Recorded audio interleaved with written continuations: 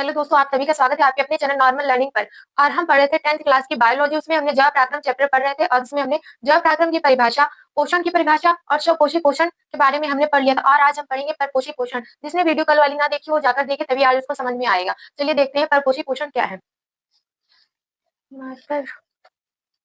परपोषी पोषण ऐसे जीव जो अपना भोजन स्वयं नहीं बना सकते, स्वयं नहीं बना सकते स्वयं नहीं बना सकते हैं, दूसरे जीवों या पौधों से प्राप्त करते हैं परपोषी पोषण कहलाते हैं।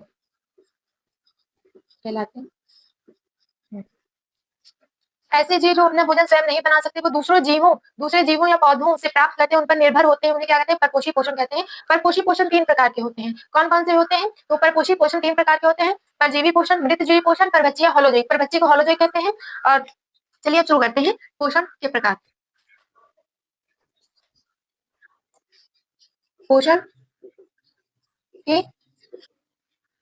पोषण के प्रकार। पहला प्रकार परजीवी पोषण। दूसरा मृतजीवी पोषण। और तीसरा कौन सा है? परभक्षी या फिर होलोजोइक। परभक्षी या इसी को क्या कहते हैं? होलोजोइक। तो 3 प्रकार होते हैं ये। अब हम देखेंगे परजीवी पोषण क्या होता है। तो चलिए परजीवी पोषण की हेडिंग डालते हैं और देखते हैं परजीवी पोषण क्या है। परजीवी पोषण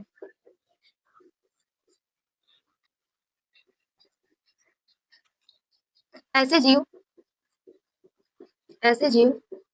जो किसी दूसरे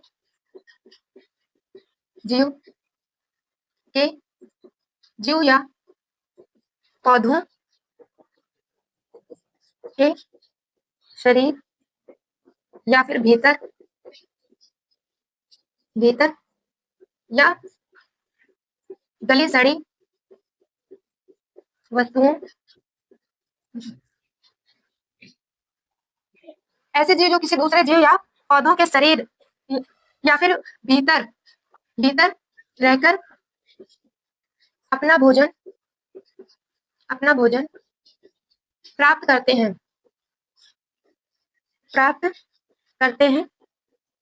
परजीवी कहलाते हैं। परजीवी पोषण कहलाता है परजीवी पोषण। ऐसे जीव जो किसी दूसरे जीव या पौधों के शरीर या फिर उनके भीतर रहकर अपना भोजन प्राप्त करते हैं, उन्हें परजीवी। जैसे जूं हमारे सिर में रहती है और वो हमारे सिर का खून पीती है, तो ऐसे क्या है? वो दूसरे जीव पर रहकर वो अपना भोजन प्राप्त कर रही है, तो ऐसे जीव को क्या कहते हैं? परजीवी कहते हैं। और यही है परजीवी पोषण, इसको कहते हैं। उदाहरण क्या है इसकी? उदाहरण इधर लिखते हैं। उदाहरण जीवाणु, उदाहरण इसकी जीवाणु है। और मलेरिया परजीवी आदि। ठीक। अब हम देखते हैं दूसरा मृतजीवी, जिसे मृतोपजीवी भी कहते हैं। ठीक है, ये आपको समझ में आया होगा। अब दूसरा हम देखेंगे मृतजीवी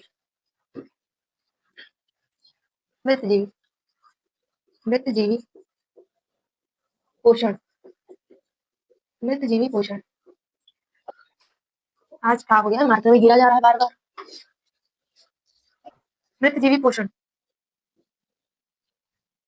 इस प्रक्रिया में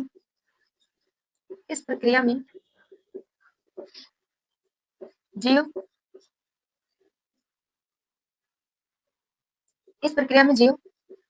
किसी मृत जंतुओं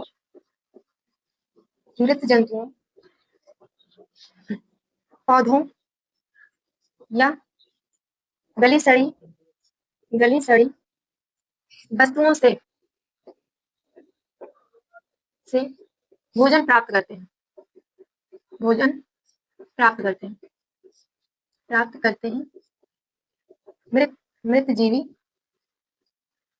ये मृत जीवी पोषण कहलाते हैं। मृत जीवी सीधा सीधा आपको लिखना है, मृत जीवी पोषण क्या, जो मरे हुए जीवों से भोजन प्राप्त करते हैं और सड़ी गली वस्तुओं से भोजन प्राप्त करते हैं, वो क्या है, मृत जीवी है। उदाहरण इसकी, उदाहरण क्या है इसकी, बैक्टीरिया, बैक्टीरिया, कवक और कुछ प्रोटोजोआ, प्रोटोजोआ, प्रोटोजोआ। मृत जीवी पोषण ये क्या है, इसमें जीव जो है मरे मृत जीवों जंतुओं या फिर पौधों या फिर गली सड़ी वस्तुओं से अपना भोजन प्राप्त करते हैं, जिसे मृत जीवी पोषण कहते हैं। उदाहरण जैसे बैक्टीरिया, कवक, प्रोटोजोआ, ये सब क्या करते हैं, मृत जंतुओं, पौधों या गली सड़ी वस्तुओं से अपना भोजन प्राप्त करते हैं। और अब अगला हम देखेंगे अपना परभक्षी या फिर होलोजोइक जिसको कहते हैं, परभक्षी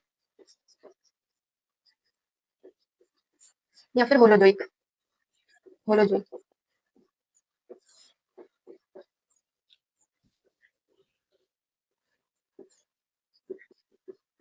ऐसे जीव जो सीधे भोजन ग्रहण करते हैं, ऐसे जीव जो सीधा भोजन ग्रहण करते हैं और पाचन और भोजन का पाचन, अवशोषण अवशोषण एवं उपयोग करते हैं, एवं उपयोग करते हैं, उपयोग करते हैं। परभक्षी, परभक्षी या फिर होलोजोइक पोषण कहलाते हैं, होलोजोइक, होलोजोइक पोषण कहलाते हैं, कहलाते हैं, कहलाते हैं। उदाहरण, उदाहरण जैसे अमीबा हो गया और मनुष्य हो गया। ये क्या करते हैं, अपना भोजन सीधे ग्रहण करते हैं, पाचन करते हैं, शोषण करते हैं, उसका उपयोग करते हैं। उपयोग कैसे करेंगे, हमको एनर्जी मिलती है, हम काम करते हैं। तो ये हो गया हमारा परभक्षी और होलोजोइक, जो अपना भोजन सीधे करते हैं, उनका पाचन और अवशोषण करते हैं, वो होलोजोइक। और इस कैटेगरी में कौन से जीव आते हैं, तो अमीबा आता है, मनुष्य आते हैं। तो आपका चैप्टर कंप्लीट हुआ। अब आगे हम कल जो पढ़ेंगे, क्या पढ़ेंगे, अमीबा में पोषण कैसे होता है। ठीक है, अब कल हम पढ़ेंगे अमीबा में पोषण कैसे होता है। तो आज के लिए इतना ही, कल हम